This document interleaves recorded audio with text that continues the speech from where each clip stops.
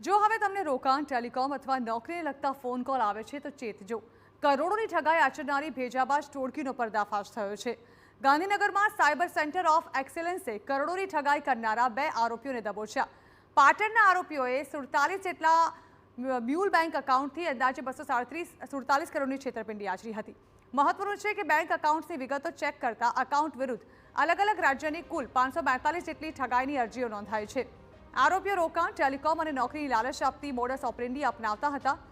આરોપીઓ પાસેથી 5 લાખની રોકડ અને 3 મોબાઈલ જપ્ત કરાયા છે. તો અન્ય આરોપી દુબઈ હોવાથી તેને સકંજામાં ધરવા વધુ કાર્યવાહી હાથ ધરાઈ છે. ઇન્ફોર્મેશન એ મળેલી છે કે ટોટલ આ બંને ભાઈઓ પાસેથી કુલ 247 કરોડ રૂપિયાનું સાયબર ફ્રોડ આચરવામાં આવેલું છે. તેમજ તેઓ દ્વારા સમગ્ર ભારત દેશમાં 542 જેટલી સાયબર ક્રાઇમની ફરિયાદો પણ નોંધાયેલી છે.